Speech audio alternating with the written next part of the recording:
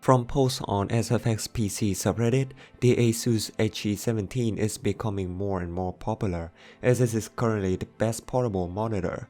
The monitor does have G-Sync compatible feature, which means pairing with an NVIDIA GPU can give us a smoother gaming experience. However, due to its slim design, I/O ports are limited to USB-C and micro HDMI, and with the latest RTX 3000 series, NVIDIA completely removed the USB-C port, which prevents the HE17 owners from enable G-Sync because this is only available with DisplayPort. So, for people who own an RTX 3000 card or are still using the 10th Gen GTX GPU, the Wacom Link Plus can help us re-enable G-Sync. A quick unboxing. The Wacom Link Plus is a small hub which allows us to convert different inputs to USB-C output. Inside the box, it has a USB-C to USB-C cable, which I will replace the HE17 stock cable because this one is longer. A mini DisplayPort to mini DisplayPort cable that I cannot use because my GPU does not have it. However, if your gaming laptop has this port, then it would be perfect. And last is a micro USB cable, which I don't know its purpose because the user manual doesn't explain it at all. There are two USB-C ports on the Wacom Link Plus. This side is the output, which we use to connect to the ASUS HE17 monitor. This USB-C port is used to power the Wacom Link Plus, more on that later. At the middle are input sources, which we have a micro USB port, mini DisplayPort, and an HDMI port. As mentioned before, I don't know what the micro USB port is used for, but I wish it had a USB-C input for mobile devices. I already said, unless you connect the monitor to a laptop that has mini DisplayPort, we need to have a mini DisplayPort to DisplayPort cable. I highly recommend a Versa certified cable because a low quality DisplayPort cable can actually damage your hardware. So here's the setup.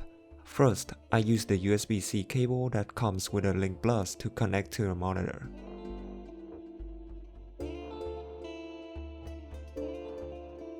Then connect the GPU to the hub with a DP cable.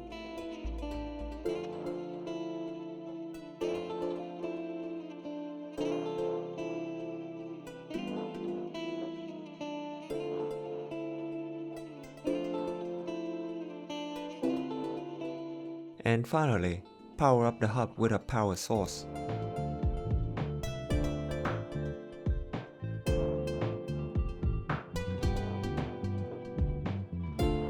That's it, the setup is completed. The G-Sync option is now available in NVIDIA control panel with my RTX 3090. I found this solution via a Reddit post, which I will link in the description. There is another solution which we can use the Belkin charge and sync cable to get G-Sync on new RTX cards. I think that is a simpler setup, but I prefer the Wacom Link Plus as I can use it with different devices. For example, I can plug the HDMI cable to the hub to connect to the monitor to my laptop. With the Belkin cable, you are limited to just DisplayPort. And with some management, the Wacom Link Plus looks very clean on my table, despite having many cables coming in and out. As you can see, I only have one cable plugged into the monitor because the Wacom Link Plus can also charge it. However, it depends on the power source. To power the Link Plus, you can use any USB port on your motherboard, but the power out is lower than the monitor's consumption. Even though it appears to be charged, the monitor will use its battery. It does get charged, but you need to turn off the PC. To prevent the HE17 from using its built-in battery, we need to use a quick charger that can output 20 watts because lower wattage will not work. If you don't use a quick charger, you will need to power the monitor directly via its second USB-C port. And that's how to set up the ASUS HE17 with a Wacom Link Plus. By the way, I copied UFD Tech's idea to make an arm for the monitor. My setup is simpler and cheaper because I only bought a cheap newer camera arm mount and a camera quick release plate so that I can unmount the monitor if I want. It only takes me a few seconds to get a monitor out and it is very easy. This setup allows the monitor to be adjusted for my comfortable viewing angle. and saves me lots of space on the table. Before I end this video, I want to explain something in the previous video about this ASUS HG17 monitor. I said I was able to enable G-Sync via HDMI, and now I know why it happened. By connecting the charging USB-C port of the monitor to the USB-C port of the RTX 2070 to power the HG17, the RTX 2070 can get confused once I connect it to the monitor via HDMI.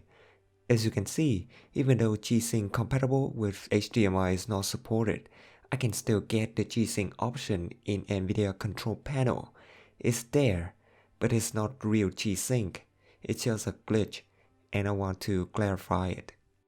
That's the end of the video. I hope it can be useful to you, and if you want to buy parts that are shown, links are always in the description.